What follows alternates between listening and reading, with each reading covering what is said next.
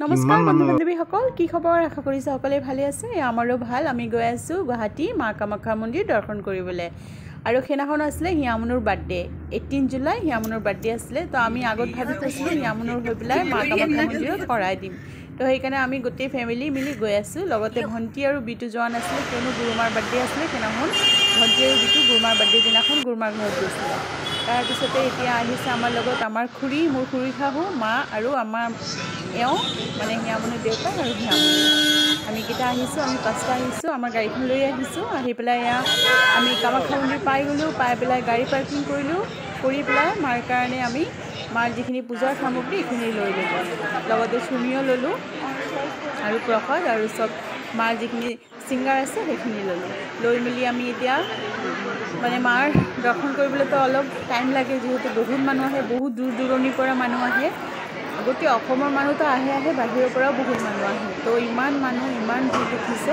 তো আমি লাহে লাহেকৈ গৈ আছোঁ অলপকৈ। আৰু বহুত ধুনীয়া কৰিছে, ছিষ্টেমেটিক, ভাল লাগিছে। আৰু চব জেগাতে ফেন দি দিছে, বহাৰ ছিষ্টেম দি দিছে, ভাল লাগিছে।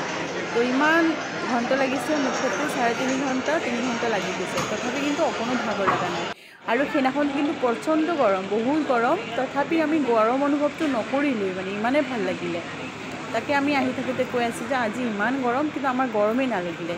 আৰু এটা কথা, যিহেতু মাৰ দৰ্শন কৰিবলৈ যাম, মাৰ ওচৰত আহিছোঁ, তো মায়েতো আমাক অকণো কষ্ট অনুভৱ কৰিব নিদিবই ন। মা ইমান জাগ্ৰত, আমাৰ অসমত ইমান ধুনীয়া এটা জাগ্ৰত মন্দিৰ আছে। আমাৰ কাৰণে সেইটো গৌৰৱৰ কথা, হয়নে নহয় বাৰু কওকচোন?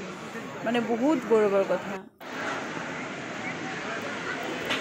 তো আমি লাহে লাহেকৈ আহি আছোঁ মাৰ ওচৰত। বহুত দূৰ দূৰণিৰ পৰা মানুহ আহিছে দেই, বহুত দূৰ। আমি লগ পাইছিলোঁ। এতিয়া গৈ আছোঁ মাৰ দৰ্শন কৰিবলৈ ভিতৰত। এয়া দেই এহাল মানে দেউতাক আৰু মানে জীয়েক আৰু বাপেক আহিছে হায়দৰাবাদৰ পৰা। মাক দৰ্শন কৰিবলৈ আহিছে। ছোৱালীজনীক লৈ আহিছে দেউতাকে। আমাৰ হিয়ামনুতকৈ ডাঙৰ হ'ব অলপ। দেউতাকে লৈ আহিছে ছোৱালীজনী, দেউতাক আৰু জীয়েকো আহিছে, মানে ছোৱালীও আহিছে মাক দৰ্শন কৰিবলৈ। মই অকণমান এই গ্ৰিলৰ যে মানে ফুটাটো আছে তাত দি পেলাই অলপ ভিডিঅ' কৰি থৈছোঁ।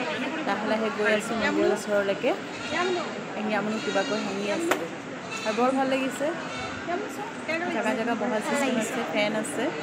এই আমি আহিছোঁ আজি মা কামাখ্যাৰ দৰ্শন খুৰাজন হায়দৰাবাদৰ পৰা আহিছে। ৰাণী পিংক কালাৰৰ যে চুইদাৰ পিন্ধি আছে এইজনী ছোৱালী। তাকে কৈছোঁ কিমান দূৰ দূৰণিৰ পৰা আহে মা কামাখ্যা মন্দিৰ, মাক দৰ্শন কৰিবলৈ। মা কামাখ্যা মন্দিৰ মানে বহুত জাগ্ৰত, যিহেতু মাৰ ইয়াত জনি পৰিছে।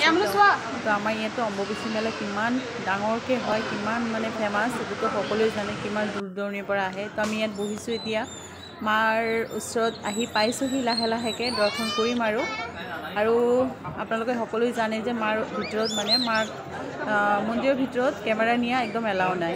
তো আমি বাহিৰতে কেমেৰা অকণমান কৰিলোঁ, তাৰপিছত কেমেৰা ছুইচ অফ কৰি দিলোঁ মোবাইলটো। তাৰপিছত পূজা পাঠ দি আহিলে বাহিৰত আহিলোঁ। আহি মই হিয়ামনুৰ ঘৰত চাকি গছ জ্বলালোঁ। চাকি জ্বলোৱা ঘৰটো যিহেতু বেলেগকৈ আছে, আমি চাকি জ্বলাই ইয়াতে মাৰ কাৰণে যিখন চুৰ্ণি লৈছিলোঁ ইয়াতে বান্ধি দিব দিলে, ইয়াতে বান্ধি দিলোঁ। কিবা এটা মনোকামনা কৰি পেলাই ইয়াতে বান্ধি দিলে। তাৰপিছত দেউতাকে গৈ পেলাই নাৰিকলটো ফটালে তাত শিলত, এইখিনিতে শিলটো আছিলে। তাৰপিছত আমাৰ বহুত ভোক লাগিলে, যিহেতু আমি ৰাতিপুৱা আহিলোঁ ওলাই, একো খোৱা নাই। তাৰপিছতে আহি পেলাই পূজা ভাগ দি অহাৰ পিছতে মন্দিৰৰ ওচৰতে ৰেষ্টুৰেণ্ট আছে, ইয়াতে আহিলোঁ। আহি মই দিলোঁ ধোচা অৰ্ডাৰ, হিয়ামনুক দিলোঁ চোলা ভটোৰে, আৰু মা খুৰী আমাৰ খালে আলু পৰঠা। আৰু মানে চোলা ভটোৰেও খাবলৈ বহুত টেষ্টি আছিলে, ধোচাটো খাবলৈও বহুত টেষ্টি আছিলে। তো মই অকণমানকৈ হিয়ামনুক খুৱাই দি আছিলোঁ। চোলা ভটোৰেটো খাবলৈও বহুত টেষ্টি আছিল। আৰু বহুত ভাল লাগিলে, যিহেতু ছোৱালীজনীৰ সেইদিনা মানে 18 জুলাই তাইৰ বাৰ্থডে আছিলে। বাৰ্থডে বুলি মাৰ ওচৰত দৰ্শন কৰিলোঁ, মাৰ আশীষ ল'লোঁ। ছোৱালীজনীৰ কাৰণে আশীৰ্বাদ দিলে মায়ে, যিয়ে নহওক আৰু বহুত বেছি ভাল লাগিলে। আৰু মই ভাবোঁ এনেকুৱা দিনবোৰত মানে মন্দিৰ বা নামঘৰ এনেকুৱা জেগাত যোৱাটো মই বেছি ভাল পাওঁ। এটা পবিত্ৰ স্থানত গৈ পেলাই আশীৰ্বাদ লোৱাটো বহুত ভাগ্যৰ কথা গোটেই বছৰটোৰ কাৰণে। তাৰপিছত আমাৰ হৈ গ'ল, খোৱা বোৱা কৰিলোঁ, আহিলোঁ। এতিয়া ঘৰৰ অভিমুখে আহি আছোঁ, লাহে লাহেকৈ নামি আছোঁ নীলাচল পাহাৰৰ পৰা। ইমান ধুনীয়া পৰিৱেশটো, এটা ইমান সুন্দৰ ভিউ পাইছিলোঁ কিন্তু মোবাইলটো কেমেৰা ওলাওঁতে ভিউটো গুচি গ'লগৈ ইমান ধুনীয়া লাগিছে এই লাইটিংবোৰ দেখি আছে ইমান ধুনীয়া লাগিছে তলত যে মানুহৰ ঘৰবোৰ আছে ৰজাই কৈছিলে বিয়া পাতিম মানে গম পাইছে ইমান ধুনীয়া লাগিছে এতিয়া ভগৱানে আৰু মানুহক কেনেকৈ বিয়া পাতিব নাপাব বোলো সেইকাৰণে ভগৱান আমি আহি আছোঁ লাহেকৈ আৰু মানে ভাতটো কৈছোঁ বাহিৰত খাম বাহিৰত মানে য'তে ত'তে নাখায় আমাৰ একেবাৰে নগাঁও বাইপাছত আহিয়ে খাইছোঁ আমাৰ ঘৰৰ ওচৰত অনুৰাগত খাইছোঁ আমি ভাত লাহে আহি আছোঁ আৰু যিহেতু সেইদিনাখন আমি নিৰামিষ খাইছোঁ মাছ মাংস আমি খোৱা নাই আমি সেইদিনাখন নিৰামিষ খাইছোঁ মনত চোৱা কেনেকৈ লাগিছে খাই এয়া মাৰ মন্দিৰৰ গেটটো কামাখ্যা মন্দিৰত যোৱা যে গেটটো ইমান ধুনীয়া আৰু হিয়ামনুৰ আশীৰ্বাদ ৰূপত পালে মাৰ চুৰণি বন্ধ কৰিব লৈ সযতনে থৈ দিছোঁ হিয়ামনুৰ বহুত ভাগ্য ভাল যে সেইদিনাখন মাৰ চুৰণি হিয়ামনুৰে আশীৰ্বাদ ৰূপত পাইছে চাওক কিমান ধুনীয়া চুৰণি